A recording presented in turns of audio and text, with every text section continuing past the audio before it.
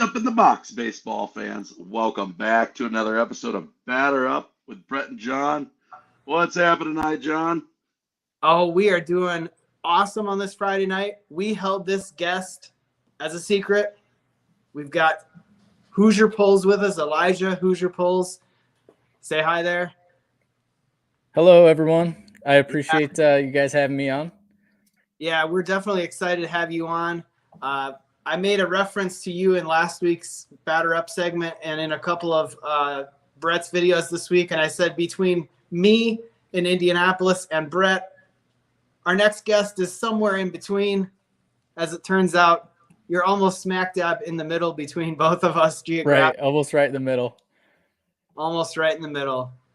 So, Brett, what do you got for Elijah? Fire away. Just tell everybody in the chat, where you're from, how you got into the YouTube and the card, your favorite collecting, whether it's baseball, football, basketball. Give us a little background info. All right, so my name's Elijah. I have the channel Hoosier Pulls here on YouTube. I started collecting around 2009 when I was pretty young. I saw a pack of football cards. I can specifically remember it was Prestige 2009 in Target with my mom, and I picked up a few packs and was just completely hooked from that point on. So I've loved collecting from a very young age. I would definitely say that baseball, has always been my favorite product to collect. Unfortunately, for some reason, in 2011, I only collected football and completely missed, the Mike Trout rookie years. But I've had so much fun with YouTube, and the card community has just been so fantastic. And it's just, really turned into a passion of mine of, making videos, opening boxes, and, connecting with the community and, you guys. So it's been a blast. Yeah, it definitely sounds like quite a journey. It's funny because I think you and I are like the same as far as like missing out on some really sweet rookie years. It's like, man, I wish I would have collected in the Trout rookie year. Sadly, Right. I missed it. Exactly. And Yep. then I missed Otani and Acuna. And it was like after that, it was like, oh, you idiot. Right. Yeah. But yeah. So I wanted to ask you a question. I don't think these are in any particular order, but the first video I think I ever watched of you was when you were waiting in line. Maybe you were the only one in line at a Meijer, and you referenced yourself as a clown. I can with that because I think around the exact same time, in the world, I forget what month it was like March of 2021, or maybe it was a little bit later than that, but I would go to Meijer at 6 a.m. too, and I would always try and be first, and there was a couple weeks there where I was the only one, and I'm like, what did I miss? Right.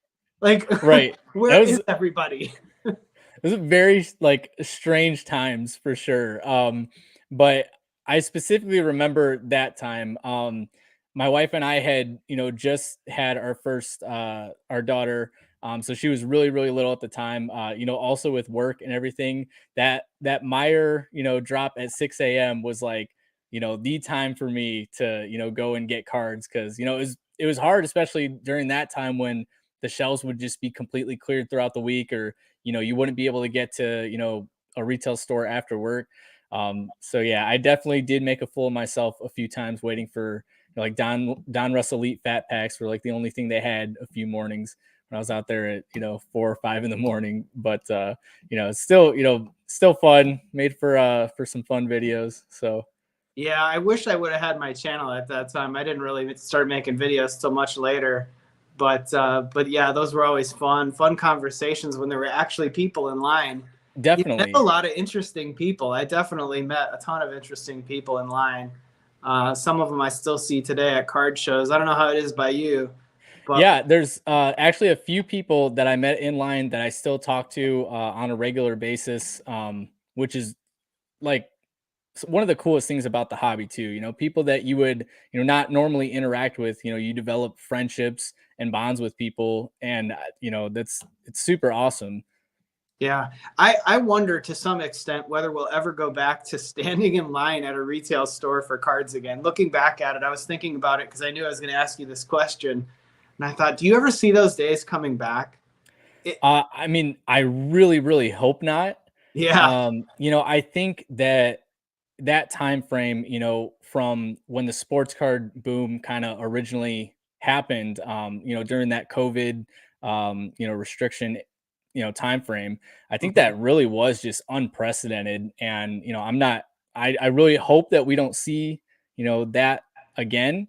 But yeah, that's definitely really, really interesting, how that happened. But I personally, I don't think that would, ever happen again.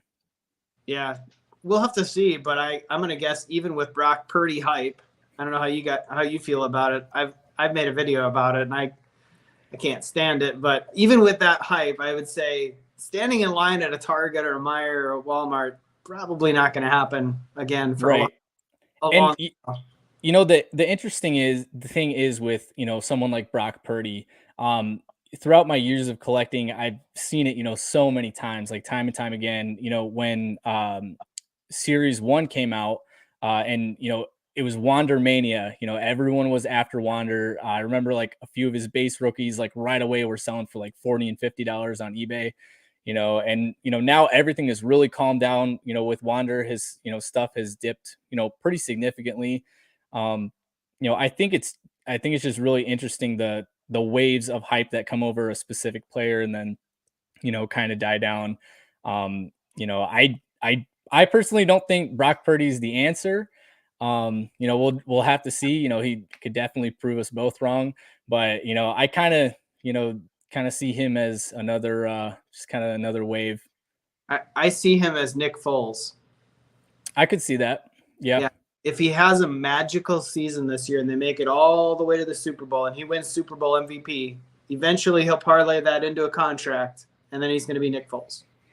That's my guess. And I mean, he's And that would be done the best case really, scenario. really well. He's performed extremely well. But I mean, I also think that the talent that has surrounded him is also a huge factor in that. Having a healthy Debo Samuel and Christian Yep. McCaffrey, I think that's a huge factor there.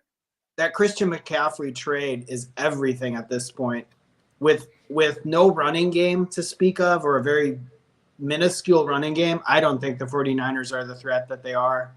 They're also really healthy right now, which is another Right. thing I mentioned with Debo Samuel coming back and not being injured in that one game or not being injured for long. I think that matters a ton. Football is a game of who's the healthiest at the end, who can run the ball, and who can play good defense. Yeah, I definitely agree with you there. So you will have to see how this one turns out. I'm riding on the Cowboys on this weekend. I made my picks. It's in my video from earlier in the week. I'm riding with the Cowboys and the Bills all the way to the Super Bowl. So who knows? I could Yeah, I mean anything. Yeah, anything could happen. I just felt like a rematch of a Super Bowl we've seen before, albeit much different players on the teams. But a Super Bowl we've seen before, Buffalo and Dallas. I thought maybe we'd see it again. So. Right. So Brett, Elijah and I have been doing a lot of talking. What questions do you have? I think you wanted to talk about. I've got a couple questions. I know you're general area. I'm on the north burbs up around the Illinois, Wisconsin, but I've been down to your Okay. area quite a bit. One, because I played disc golf at Lemon Lake down in that area. Yeah, definitely. I've driven by the is it BB Baseball Card Exchange on Indianapolis Boulevard. Yes. Is that in your area? Like, tell me about your scene. I've been to Lake Station card show. That was my first ever card show I sold at. Okay. My buddy Brad Ross at Underground Case Breaks. He's like, dude, I got 4 tables. I don't have much stuff. My buddy backed out. That was my first ever show I sold at during COVID. So I kind of know your area, but I've never been able to stop. But just tell us about like what you have Myers, obviously. We talk about Myers, but give us a little about your little area there. Yeah, so it's kind of interesting because I'm pretty close to like the Lemon Lake area, like where you said, kind of like Crown Point, Indiana. So there's like I wouldn't call it like high populated areas of like cities, but there's pretty there's quite a bit to do. But then as soon as you start heading south, you have just miles and miles of cornfields, and that's it. but yeah, kind of like the Crown Point area, pretty much. Um, you could drive through it and miss it, but I enjoy where I'm at because then you could just head up the interstate and be at a Cubs game or a Sox game, and then be home in 45 minutes, which is fantastic. That's definitely a unique. I bet. So sorry, Brett. That's unique about your geographic location. You're actually more close to Metro Chicago than you are Indianapolis. So Right. you probably Yeah. rarely come down to Indianapolis, if ever, for any sports games. Right. Opposed to, because like 45, 50 minutes from Chicago, and then Indianapolis is 2.5 hours roughly. So yeah, it's definitely a lot easier. Do you ever get over to South Bend for any Cubs games or Notre Dame football games? So That's I've not a never been. bad trip, really. No, definitely not. I've never been to a Notre Dame game, but I do watch the South Bend Cubs as much as I can during baseball season. Um, Plus, the Cubs farm system is pretty solid. They got quite a few decent players at the South Bend system, so it's exciting to see those guys, and hopefully watch them all the way up to until they make it to the big leagues. Oh God, Jay Chuck says, "How about Gary, the friendliest No, place no, on earth?" no. I mean, they do have the Gary South Shore Railcats, which I've by that stadium. Yeah. yeah, they recently, they're not a part of the MLB's like minor league system at all. But they recently partnered with MLB to where there's like scouts, actively going there and looking at the players. I do go to Railcats games occasionally, but it also depends on what's going on at the time because you definitely don't want to hang around that area too long. That's a bad area. Yeah. I used to drive the south. What was it? The Skyway routinely because I grew up in Wisconsin, the Milwaukee area, and then I moved to the Indianapolis area when I graduated college, and I've been down in this area on and off ever since. It's basically been our home base. We spent a couple years in California, and we spent about a year in England. So, but Fishers, Indiana, for me is home now, and it's been treating us pretty well. But I do make it up to Milwaukee a lot, and so I drive right through where you live on the way there. Sometimes we stop in Merrillville for lunch or dinner. Okay. Yeah. So we know that area pretty well as well because we usually frequent that area. It's part of our kind of natural halfway point between where we live, where family lives in Wisconsin. Gotcha.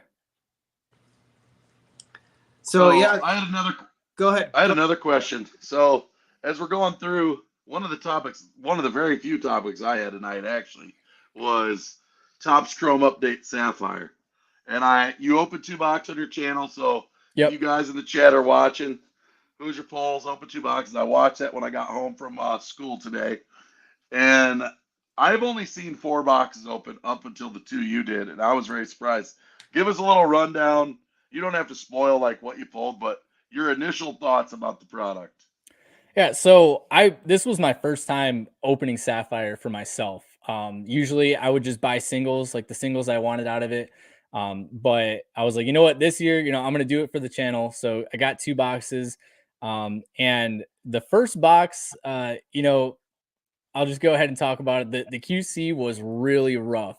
There are some cards that actually have one right here. It's probably the worst one. As you can see, this side is almost non-existent. And then you can kind of see like the silver where it was supposed to be cut off on this edge.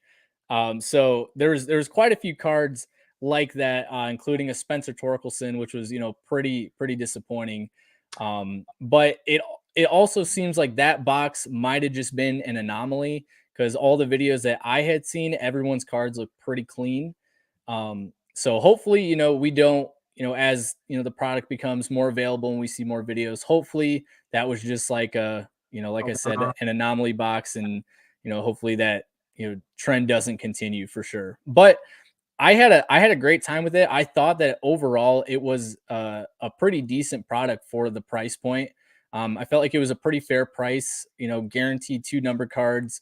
And then, if you were to hit one of the main rookies, they sell for, pretty decent amount of money on eBay right now. So yeah, I thought it was fun. I probably wouldn't open any more than 2.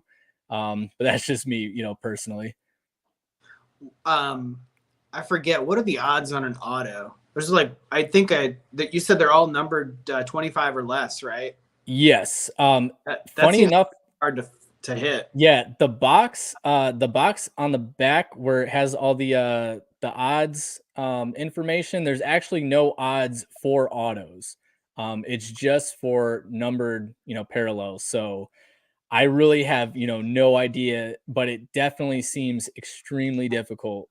Yeah, I imagine it's probably like 1 out of 80 to 100 boxes is probably an auto box. I Yeah, know the checklist is amazing for the autos. Like if you right. hit an auto, you're hitting somebody really good. Definitely. Like there's only like 12 guys on the checklist, and it's everybody you'd want. Right. Yeah. Which is another nice thing, I think, is they kind of just eliminated, the autos that, people wouldn't really necessarily care about and just stuck to like a really solid list, like you said, which I definitely think adds to the, the chase and, just the overall fun of this product.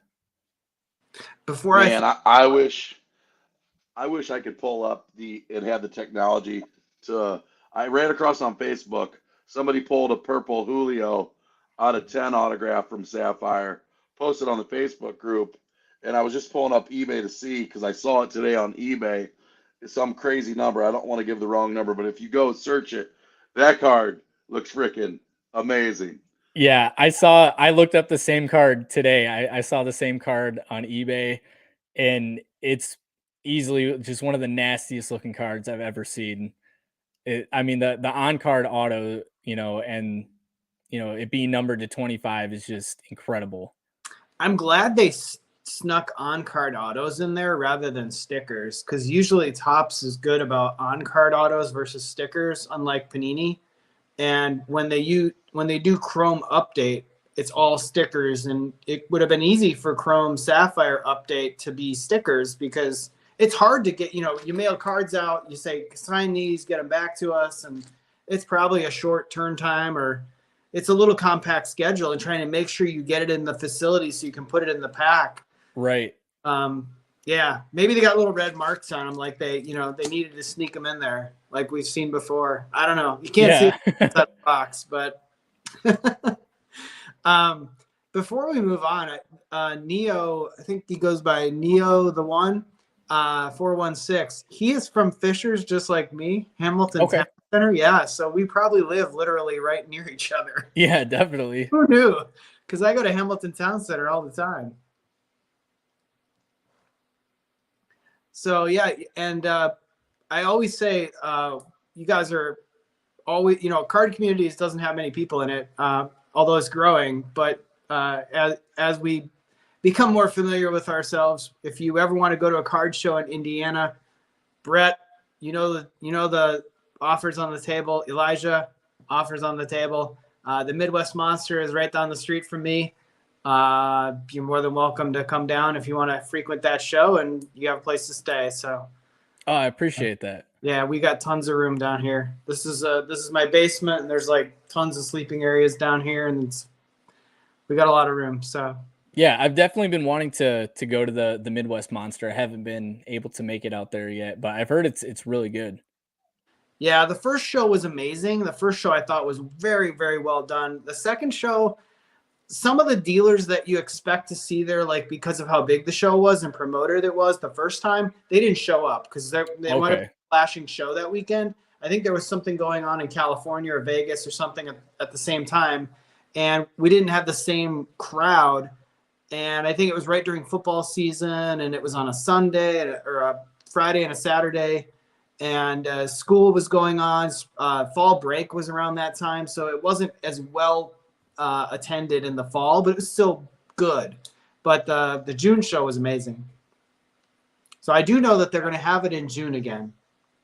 I saw J&J All-Star Sports Card Show, who also does the local Fisher show that's tomorrow.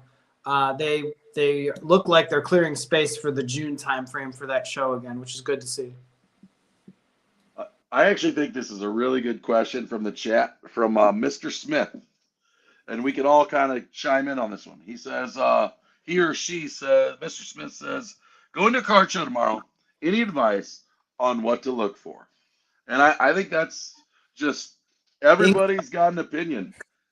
You know, it depends on what you're into. There's been times where I've said, I'm looking for this card. I'm going and I'm buying it no matter what. And it was probably the worst time I've ever had a card show because I couldn't find the damn card. Plain and simple. And then when I go in there with no agenda, it seems like stuff just pulls up and you're like, ooh, that's cool. And, you know, it depends again.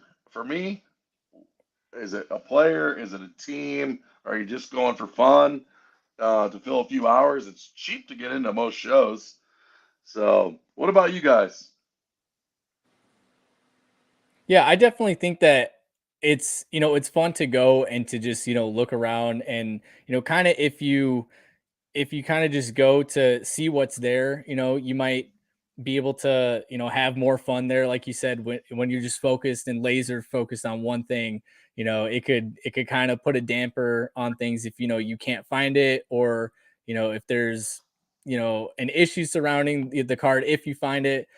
So I think like having a balance of both is really good. If you know, might make a list of like some players that you want to hit, but then, you know, just be open and, you know, free to roam around and look at the tables and see what everyone's got to offer. Yeah, I would say one thing I'd offer as advice. I know football is going to be really hot right now. I don't know that I'd be buying any football unless it's guys that are already out of the playoffs. You might want to buy your Justin Herbert cards now because everybody might be looking to dump them. You don't want to be buying Daniel Jones and God forbid Brock Purdy. Maybe you do. I don't know. It could be your thing. Dak Prescott, you name it. The guys that are still in the playoffs, I think, are going to be tough buys right now because they could crash the very next week if their prices get inflated. And we've learned that from recent history, and the last couple of years didn't teach us anything.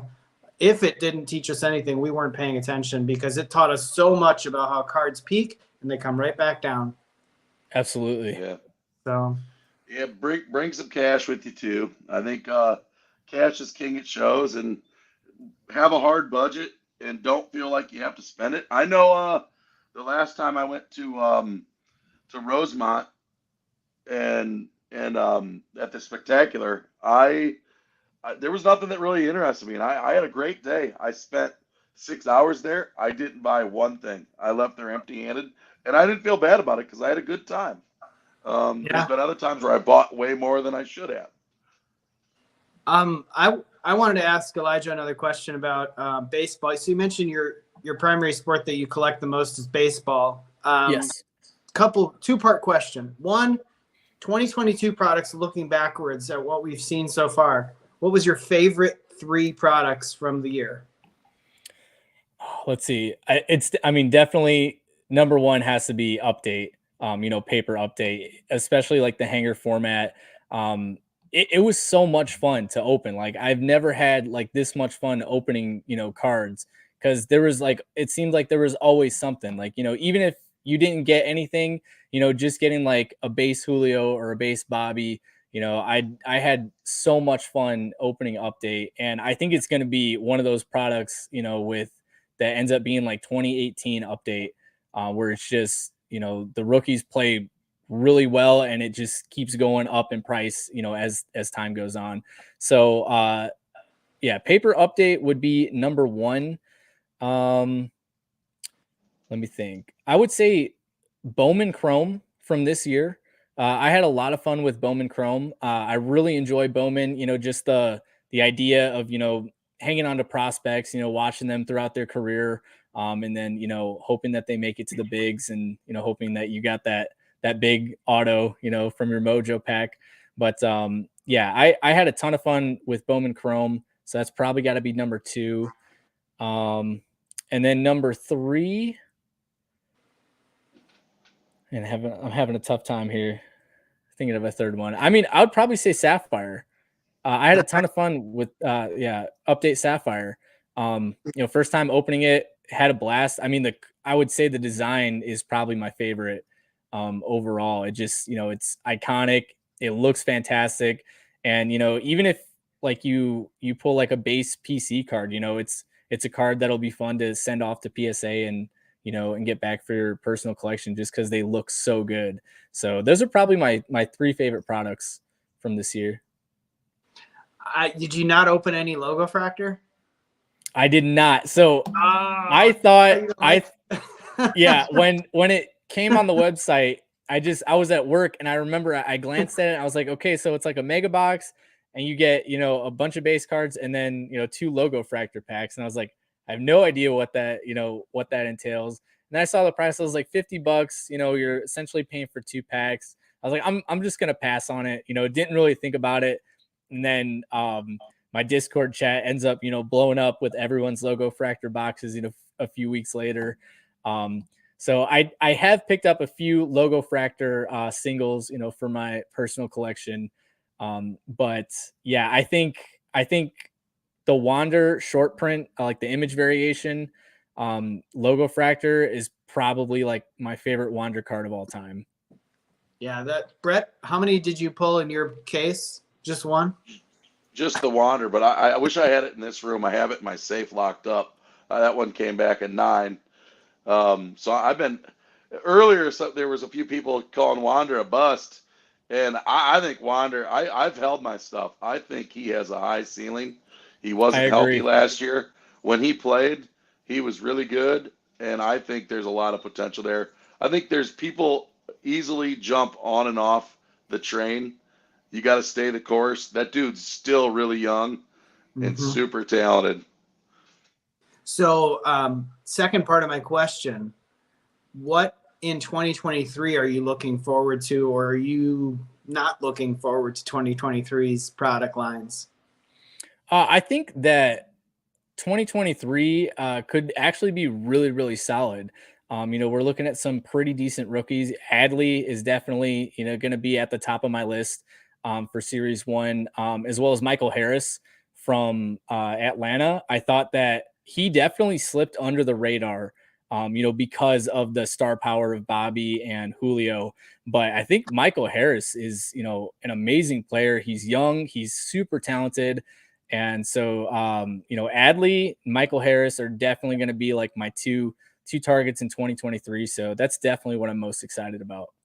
Yeah, I'm not going to disagree on those two guys. I think they're pretty solid. I was going to say, for me, it's probably a little bit of a waiting game to find out what they put in Series 2 and update. I think those products, again, depending on who gets the call up, we just don't know, right? Right.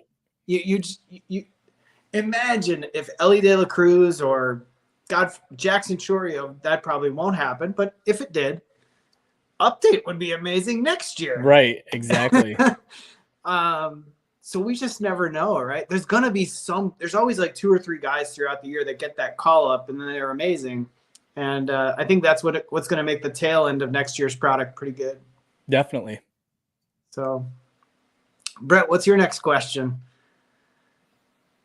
Oh, well, my notes were pretty slim tonight. But did you guys buy any Bowman Chrome Sapphire today?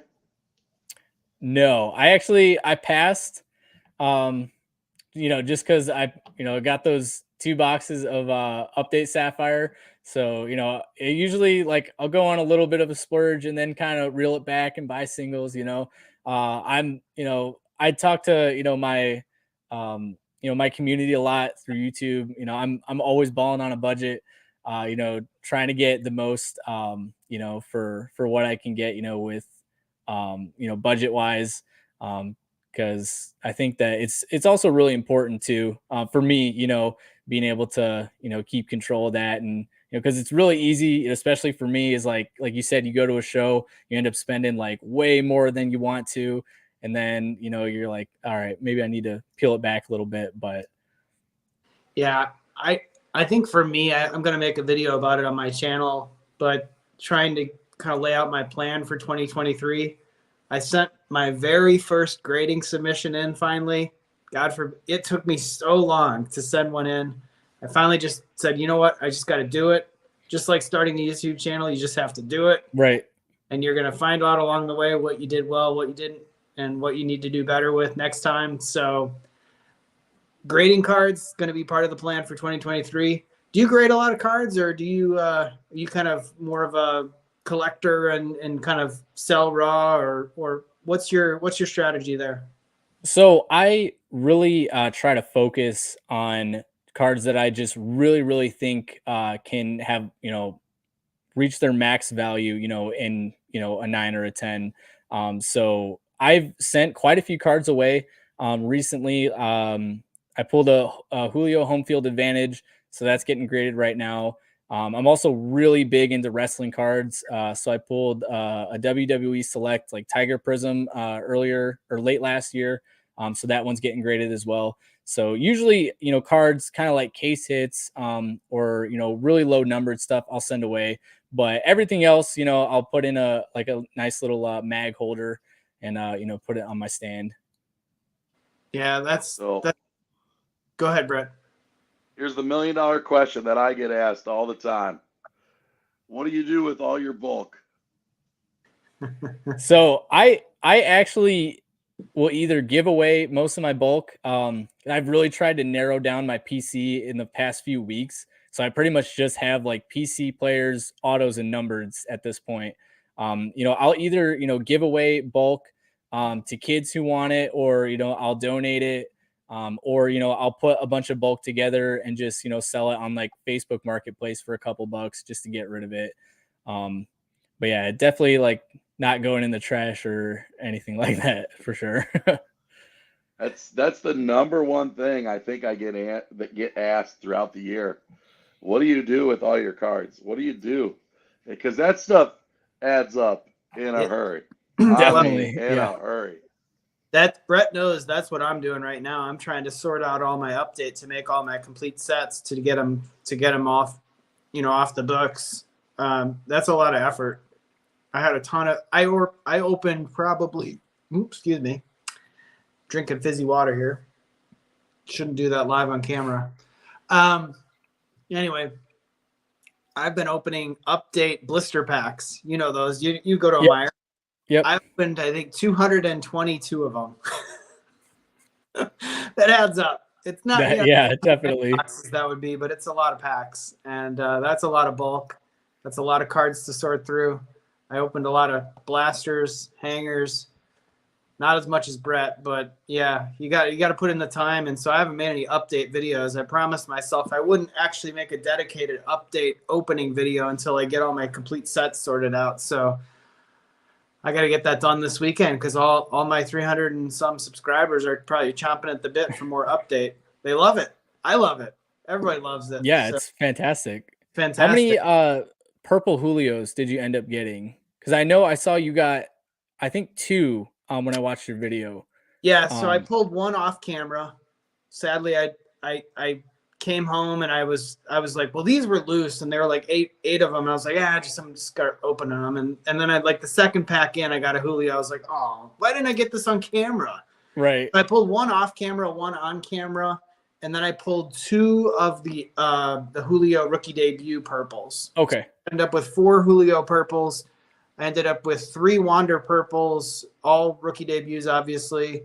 I ended up with Torque, 2 rookies and 2 rookie debuts, and I ended up with a Julio home field advantage, just like you. I do remember seeing that. Yeah, that Julio home field advantage caught me by surprise. It was near the tail end of the 10 pack, and I was like, "There's another home field advantage here. This is crazy!" Like, I've opened like 60 packs, and I pulled 2 HFAs. Yeah. And the first one was like Seiya Suzuki, so I wasn't expecting a lot. And then I revealed it. I was like, card number 23. Who the heck is 23? And I saw the J, and I was like, oh no. Well, I said more than that, but not kid friendly. That wasn't kid friendly. So, but there was definitely, I feel like it was really, really hard to pull home field advantages. This year. I know there wasn't like specific odds for it that I could find, but they definitely seemed like a really tough pull as of, compared to last year when they, first introduced them. Well, in Series 1, I think the odds, I think they actually printed the odds either on the blaster or in the hanger box, and I believe there were like 1 in 228 packs. Okay. And then we never saw them again in terms of odds in Series 2 nor update, but we know they were in both products. Because I pulled Right. one Series 2 home field advantage in a jumbo, and it was Rafael Devers. I opened only one jumbo box, and I got a home field advantage in the one box. And then I got 2 home field advantages in the update. So all year so far, I've pulled 4, and 2 of them were rookies and 2 of them were vets. But those are fun. They're cool cards. I mean, I know people say they're knockoff of the downtown, but right. I think they look cool, and they're tough to grade. Oh yeah, definitely. Especially in the back, it'll look like real good from the front, and then you turn it around, and then that's where you see all the little white spots in the corners. Yeah, because it's got the black border on the back, and that foil, and sometimes that top edge is not perfect. Yep. Yeah, those are tough grades. So I think a 9 or a 10 there is pretty valuable. Yeah, I'm hoping for a 9 for that Julio. I'm like, I'll be completely fine if it gets a 9. Yeah. If it gets a 10, you'd be ecstatic, right? Oh, yeah, that'd be amazing for sure. Yeah. Just wait till just wait till they are downtowns when Fanatics buys Panini as well. That will be awesome. Yeah, so that actually is a great segue. KC Card Connection had a very good comment. I want to make sure I don't forget this. He mentioned your shorts, not your physical shorts, but your shorts on YouTube. That was supposed to be a joke. He mentioned he loves your wrestling shorts that you make. I thought the one that I had the most fun watching, I sent it to Brett, was the one that you made about the Panini party at the National. When you said, you're like, for only $10,000, you get all this crap. I got pretty worked up over that one. It was the VIP Panini ticket for 68 grand that they were selling. Yeah. I could not believe it. I thought it was a joke at first. I thought, that someone had made a meme or something. And then, I looked into it and I was like, holy cow, they're actually selling a $68,000, ticket. I was like, that, never would I have imagined, that would happen.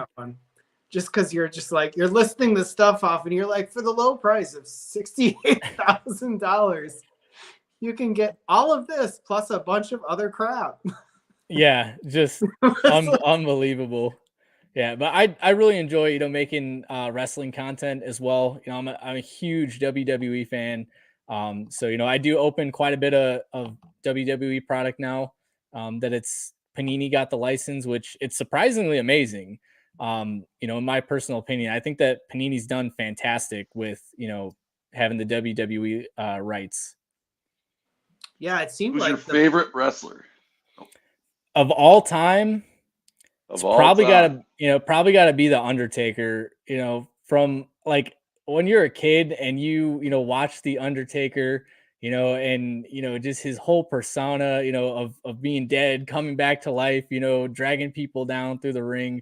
It's just like one of those larger than life characters that I think will never ever possibly be replicated, in the way that he portrayed that character. So definitely the Undertaker. Love it. We got a couple people with Ric Flair, Macho Man, Ultimate Warrior. That's the chat's coming in now. I love it. Yeah, wrestling is. Go ahead, Brett. Sorry.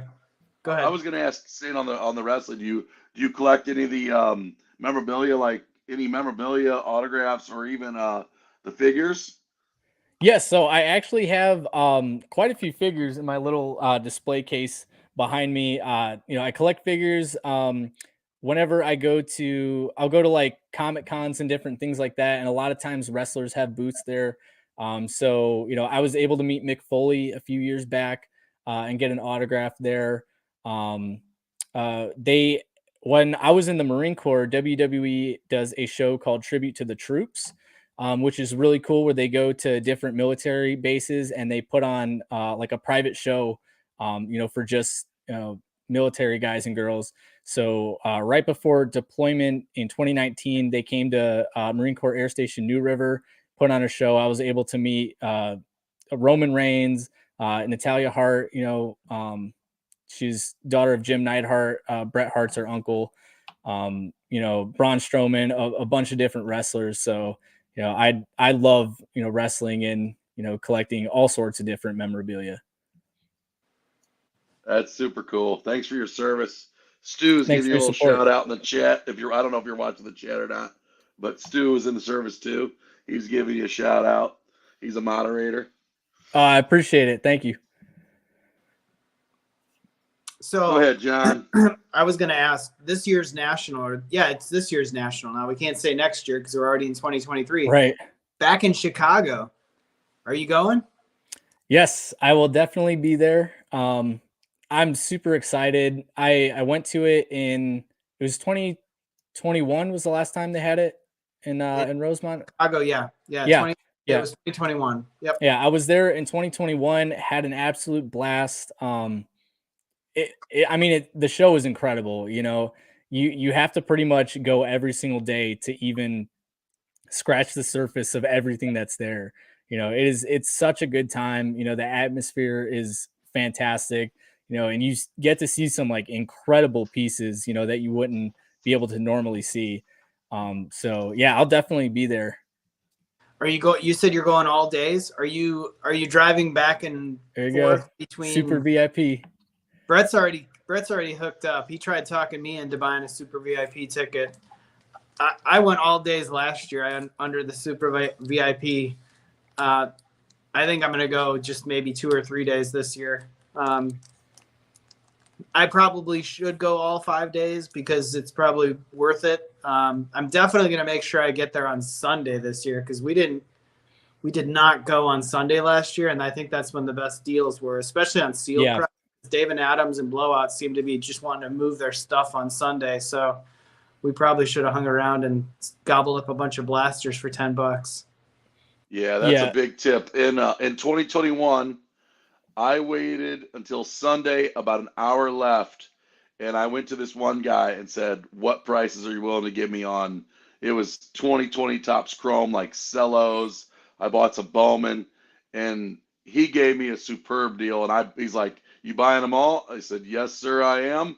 And that's a good tip. Sealed product, because those guys don't want to move that stuff. They're exhausted. They don't want to take it home, and they're looking to make some deals to finish their week off because it's expensive for them to set up and stay there. One of the reasons I get that Super VIP is because I commute every day, and the parking's $15. So that's 5 days of just free parking from the Super VIP. So it's just worth it for me, in my opinion. But yeah, definitely. Well, definitely we'll have to set something up at the National. Now that we've talked to a few guests, we've talked to Peds. I think he might be at the National. We talked to Teapot. I know he'll be at the National. And we talked to Brett. Who else do we have on? Striker. How could I forget Striker? I don't know if he's going to go. If Striker went, we should definitely, all the guests that we've had, we should have like a reunion show where we do something in person with all the people that we've had guest-wise on between the time we started this and the National. That would be so much fun. Have a box battle or something. Just something fun. Yeah, we got to have a big meetup. That'd be really fun. Yeah, that would be a blast. Striker is, he's had such a huge influence, like, on me, like originally getting back to the hobby. Started watching his videos a few years back, and he's just like, I love his channel so much. Just like the honesty, he like tells you how it is. He doesn't pull any punches, and I think he's just one of the most genuine people in the hobby. And his channel is fantastic. Yeah, I love his personality. And I really enjoy your videos and your personality because you have a really interesting sense of humor that you always interject, and you're not trying. You're probably trying to be funny, but you don't realize how funny it actually comes across.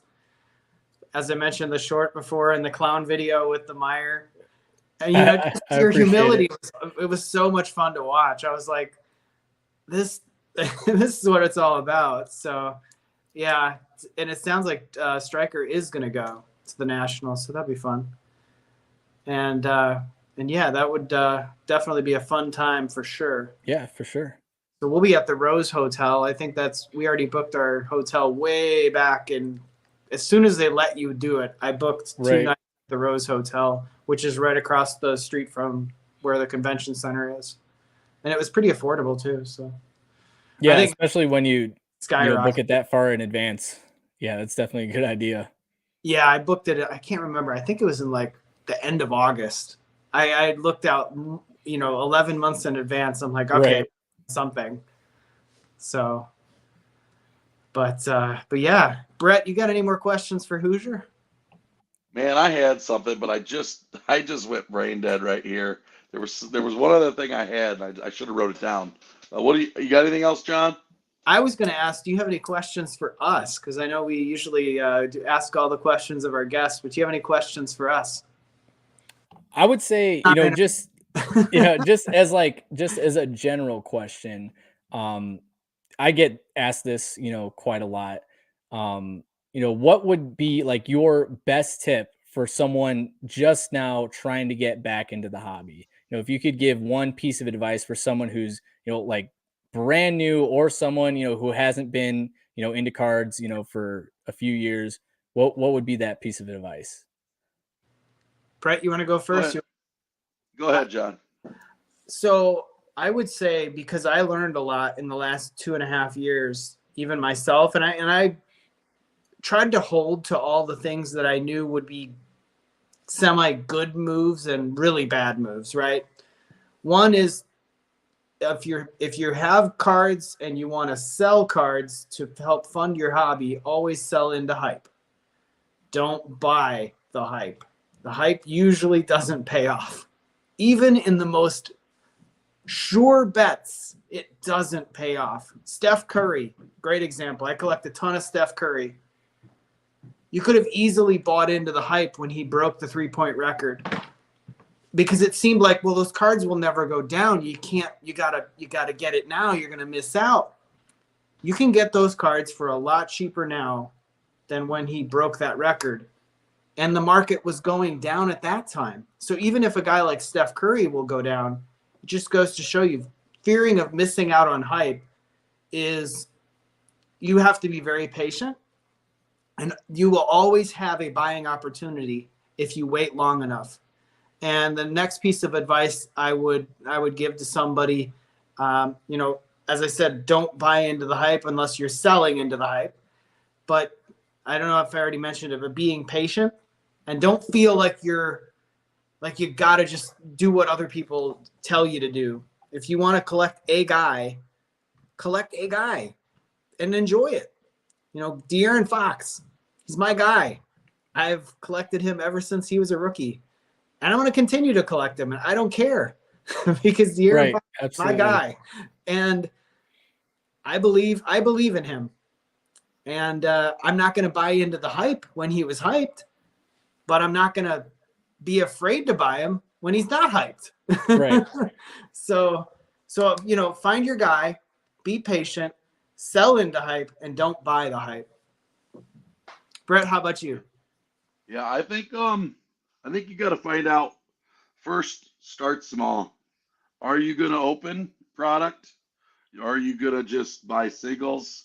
What kind of collector are you? Are you collecting your team? Are you going to be a rookie investor? I think that's why I like the hobby so much, because we all do it way different, and there's no right or wrong. But budget is very, very important, because I've seen people go out there and try to open what I'm opening, and they go broke real fast, and their credit card bill is freaking, they're overwhelmed because there's cards sitting everywhere. You're like, what do I do with these things? Mm-hmm. So start small and learn. And YouTube's made it a little easier.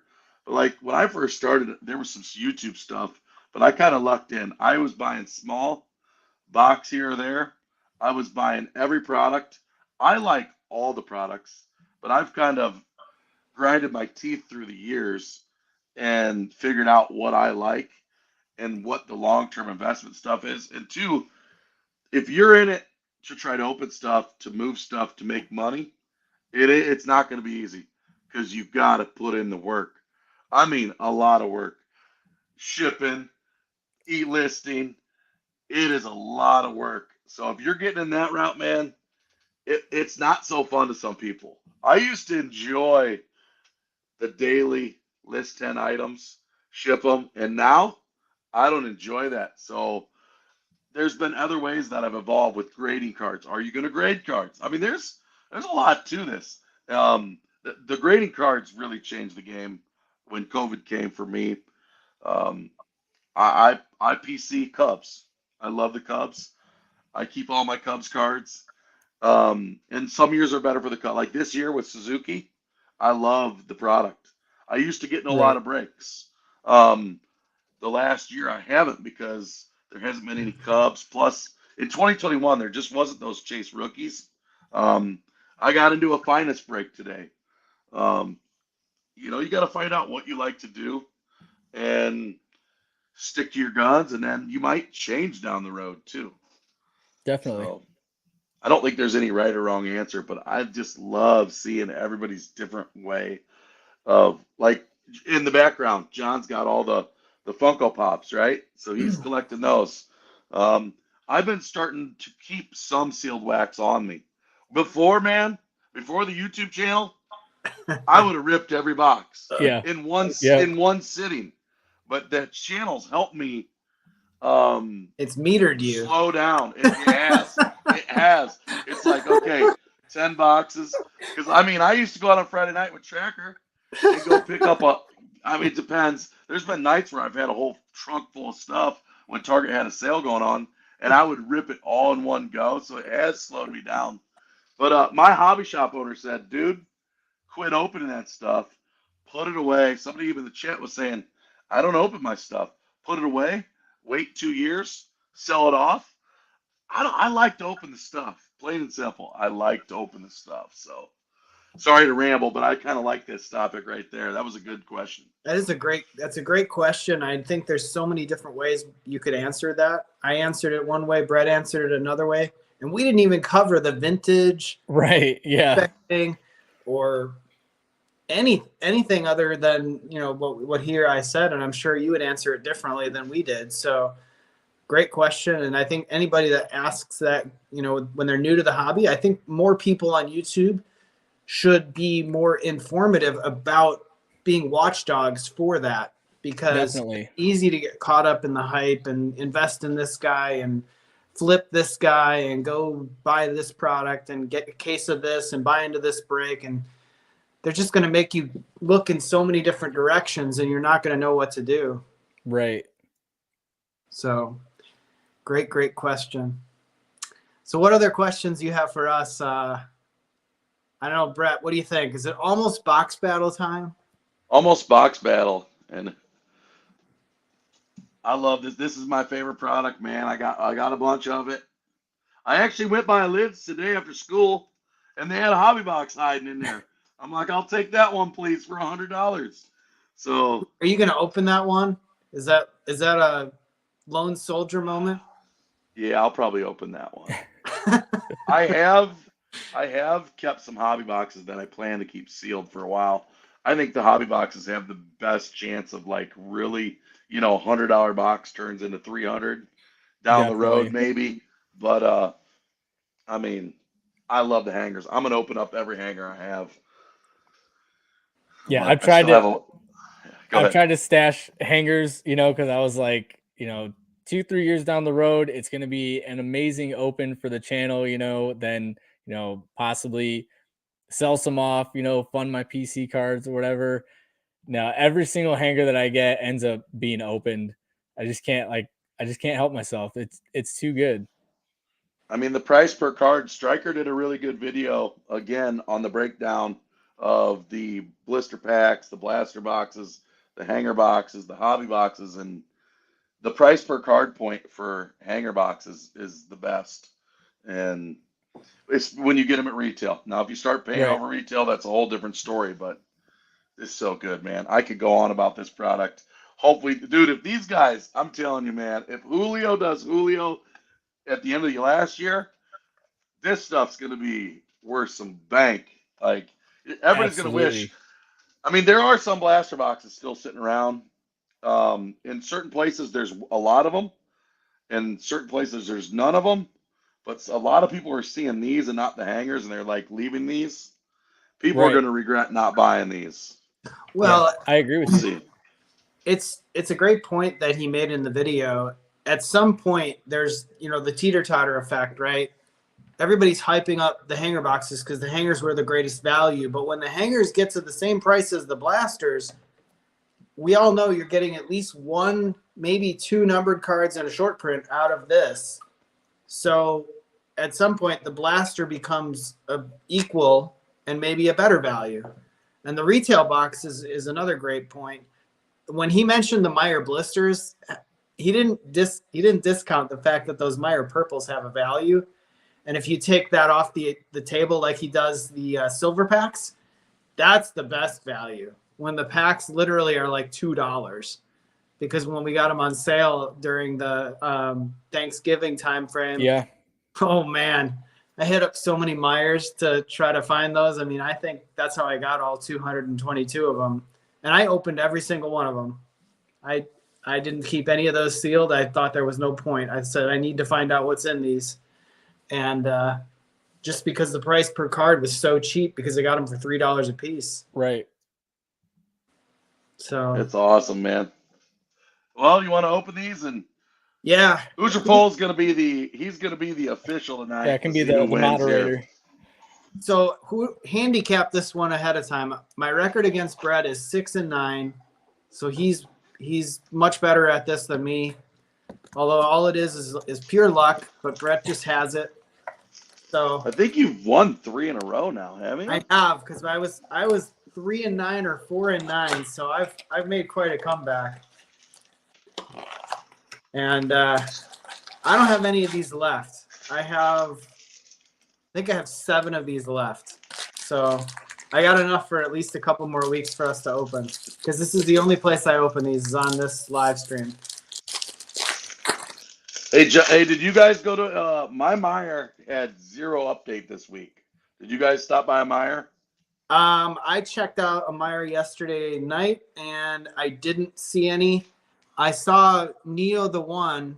He must live in my area. He said he got 18 hangers today at Walgreens. So you're the reason why I can't find them at a Walgreens, because I hunt Walgreens too, and I never find anything. So you're always beating me to it.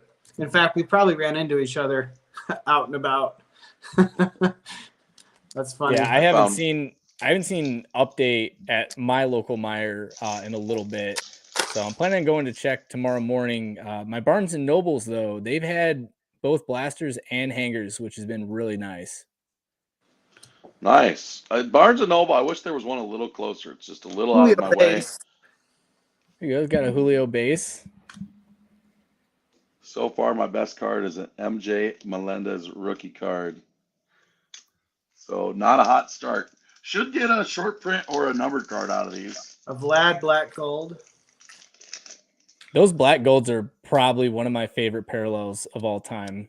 They look so good, especially the blue when they're the full blue parallel. Yep, they're definitely fun. So a short checklist too. There's only like 30 cards in the checklist. Right. And it's all, it's all good huge players. Stars, yeah. Definitely, I think Topps has really stepped it up with the insert design, this year. I've really, really liked what they've brought to the table. Except for this insert. We are yeah, definitely. I'll be glad to see it go, I will be happy when that does not show up anymore, because I wonder what they have cooked up for Series 1, because that is got to be one of the worst inserts to look at. I kind of miss when they kind of highlighted like a certain player. Like last year, the 2021 series had the Juan Soto, like his highlights cards, and there was numbered parallels of those, which were pretty cool. So I'd kind of like to Yeah, see that come back. I like those. And then in 2019 update series, they had, I forgot what they called them. They had these I don't like think I have. duo player cards. They were awesome with, and it was all star players, and those were great. I have no numbered cards nor any short prints yet, Brett. Dude, I got nothing. Bobby Witt, stars of the MLB, Tyler O'Neill. I only got 2 packs to go. This is probably one of the worst boxes I've had, but there's got to be something. There's got to be a numbered card Probably coming or a something short here. print. Usually each blaster has Usually something. each Okay, blaster guaranteed 1 numbered card and maybe a short print. we got this pack's got some goods in it. This pack has a gold and a rainbow foil. Come on, I don't baby. even have a blue yet. Come on, baby. Got a die cut finally. Okay, Okay. I got a gold. Oh, this is gonna be tough to beat, John. Hunter Oh, that's Green. Hunter nice. Green Hunter base Green. gold. Not bad. And the one before that was an MJ Melendez rainbow foil debut. So that pack was pretty decent. Yeah, it's pretty solid. That one's gonna be hard to beat, John. Hunter Green's a stud. I don't know, 100 career home runs. Otani gold. Does that beat? And that's tough. I don't know what the Pretty price nice should be on too. that. Yeah. That's a nice card too. Let me see if I can pull up some quick Get some comps. In the short Quick run, comps. that Otani might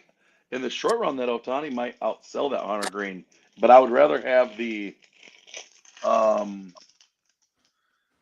Hunter Green for long term, possibly, with some potential to go up. Although that Otani would be pretty cool. Okay, no short print in this box. So they have a 100 career home runs gold Otani and a PSA 9 for $23, which is actually a pretty good deal. Yeah, that's no joke.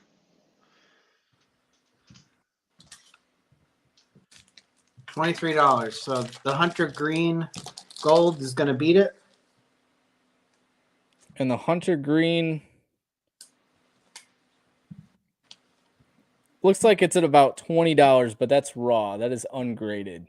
Oh, So I think the Hunter Green has the Otani beat. Pretty Man. decent blaster. Shawnee Moore short poll says, Brett, do you complete master sets with all the inserts? I have before. I actually should do it. Have you guys ever attempted to put a master set together in this product? what's the master set considered? Well, Considered all the 87 throwbacks, the die cuts, the black golds, what's the other insert? The Paragons of the postseason and the Chrome Stars of MLB. Is that what that's considered? Yeah. I would say this year's probably the closest I've ever been because of all the update I've opened. The All-Star Probably, game. yeah, probably the Chrome Stars of the MLB is the only thing that I don't have, every one of, but I feel like I'm pretty close with everything else. But it's tough. It is tough. It takes a lot of opening. I could probably do it with this set. Even in 2019, this is how crazy it was in 19. I opened up more 19 than I have 2022 update to this point. I was putting together, I don't even know what you call it, like the complete set of every short print. Like not the SSPs though. I only pulled, I think I pulled like 4 SSPs out of 2019, but I had pulled every short print except for the Rizzo. And I had to go buy the Rizzo because I wanted it for my PC. Right. Even if you open that much, it's hard to pull those. But before Definitely. we go any farther, Taco Breaks, he donated $5. He says, love your videos from the card breaking English Bulldog. Dude, I appreciate it. Casey Card Connection earlier. Hit those guys up. Also, man, make sure you subscribe to Hoosier Pulse and John at DRV Sports.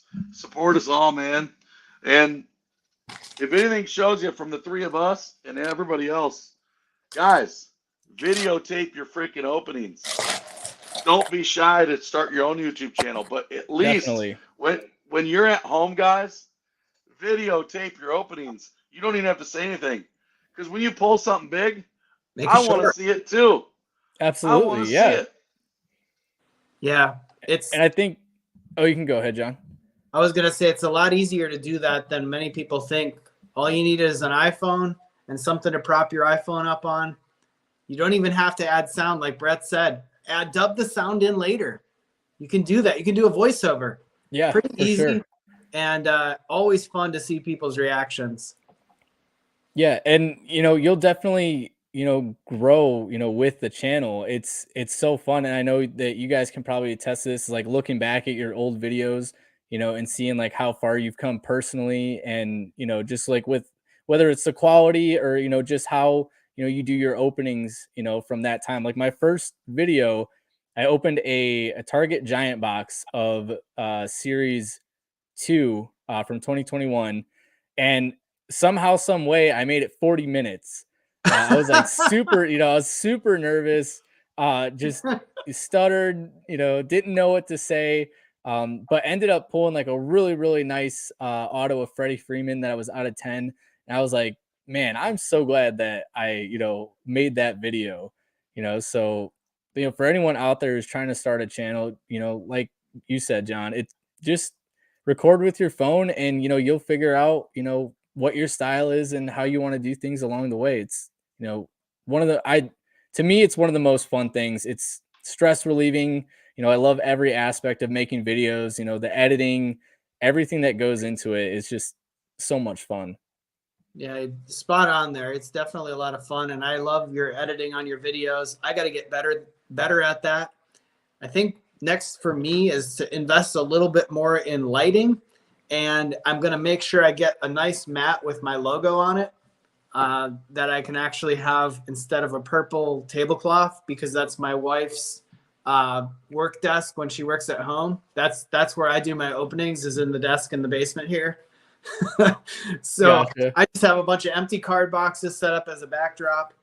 So I need to upgrade that. I really like your setup and your intro. I like the production quality of your videos. I think for a channel I that appreciate it. only at just shy of 2,000, you put a lot of effort into that, and I really do. I do admire that. Thank you. Yeah, I definitely, take a lot of pride in, the quality. I really try to just put my best effort into my videos. And it, you can make a really nice setup on a budget. Inked Gaming, you can get a custom mat for like $25. The lighting, you can get like dual mounted lights on Amazon that are like studio quality lights for like $60 for a pair of two. So definitely don't have to break the bank either. It was making a pretty nice setup. Yep. I think for me, those are two investments, and a microphone when I'm out and about, so I can actually wear the microphone, and like Bluetooth Definitely my phone when I'm recording, so the audio quality is solid. I think that's the other part of the investment I would make. But That's where I wish we could all these small channels get together and talk about like the budget, because we're all on a budget, right? I definitely don't want to go out and buy a mic that sucks. I want, if I'm going to spend money, I want it to be to work. So right. if you buy it once and it sucks, then you just wasted that money. But the community is awesome, guys. Watching, don't just sit there. Go after your dreams. Don't let anybody tell you you can't do it. You're gonna suck when you start. You're gonna get better if you put in the work. And if it's selling cards, put in the work to sell them. This hobby's awesome. That's what I love having. I really appreciate coming on here tonight. We've had a blast. John's the man setting this up. yep. Yeah, I didn't know if Hoosier, if Elijah, if you noticed that, you probably knew it was me from when I reached Yeah. out. I have JG Eats. We didn't even cover my other hobby. We don't have to, but Right. I mean, I think that's awesome. Competitive eating. That is super cool. yeah, it's a fun way to, again, it's a stress reliever for me, and I love taking the stage. I think it's like being in wrestling. For me, Right. it's like the way they pump you up, they create like you're like a superhero, and it's like this is John Gebhardt, he's like blah blah. They just make stuff up, and it's like none of that stuff is true. But I really appreciate it because it sounds really cool. So, yeah, no, that I think competitive eating, the way they do the emceeing is like wrestling to me. It's like WWE. Yeah. We're trying to be larger than life personalities. We try to take the stage and really just lay it all out on the line and try to put ourselves through as much misery as we can. And if we do that well, we're going to do really well that day. And if we don't, we're going to finish dead last. Like I had one video where I made a video and finished dead last. And I was like, you got to own it. Right. Who's the name of the announcer, John? Who's the announcer? Who's the announcer for the competitive eating? So Sam Barclay is his name. He lives in Miami. Sam is one of the announcers. George Shea does the one that's on Nathan's on the 4th of July. George Shea is kind of the originator of the Major League Eating. And Sam is really good as an MC. And they have a couple other MCs that they do pull on from time to time, but mainly it's just George and Sam being the one that does the bulk of the circuit. And so many of the contests I go to, I usually get introduced by Sam, not George. Although I have been introduced by George twice. I would love to get him on and do like a voice into like to use as a montage. I don't know, off subject, but Phil Palm Breaks. He has a really cool intro, and he has one of the guys that does fights. Because you could pay those guys to give you a audio clip, and he does a bunch of those, and that would be cool to do one of those into a video. That's a great idea. Of those guys. Actually, reach out to Sam and see if he'd record one for me. I bet he would do a really good job. He's very energetic. You should see him by the end of the 10-minute contest. He looks like he's gone through more hell than we did, because he is sweating from head to toe. Because usually it's in the summertime. He's got to wear the hat with the suit and the tie, and he dresses up, and it's like 90 degrees out, and you're like, you don't change your attire no matter what the temperature is, do you? And you see him afterwards, and he's just drenched, and you're like, Sam, are you okay? He's like, it's just perspiration. I'll be fine. That's awesome. So, yeah, thanks again for joining, and don't be a stranger. Do reach out to us if you've ever want to come back on and talk about your channel or talk about something in the hobby. We're definitely an open door there. And like I said, you're always welcome either down here in Indianapolis, or we'll meet up at the National. Yeah, I truly appreciate, being on the show with you guys. It was a blast. And, like you said before, this is what the hobby's about. It's about, connecting, sharing stories, sharing, information and experiences. So, I truly thank you guys for this. I had a blast. Appreciate you coming on. It's nice meeting and talking to you. Any party shots, John? You got anything? Enjoy the football coming up this weekend. We didn't even talk about football. How dare we? Like I said, my two teams are Buffalo and Dallas. I don't really like Dallas, but that's who I'm riding with. How about you, Hoosier? What do you? I got to root for Joe Shiesty and the Bengals. Okay. I love his grit and tenacity. So I'm going with the Bengals. And the NFC? Probably the Eagles. Eagles, okay. I Eagles, think the Bengals. Eagles I think the Eagles are very tough. Hopefully their inexperience doesn't get the best of them. But I love watching Jalen Hurts as well. The kid's super special. Yes. Yeah, he definitely surprised a lot of folks this year. And Brett, I forget, who are your picks? I'm sticking to the Bills 49ers, with the Bills taking it down. All right, so we got two for the Bills. We got one for the Cowboys, one for the 49ers, and one for the Eagles, and one for Joe Cool. I tell you what, I almost went with Joe Burrow again. I thought that team is so under the radar this year, and Joe is just a gamer. He's so cool under pressure, plays great in big games. that's going to be a fun one. I think the winner of that game goes to the Super Bowl.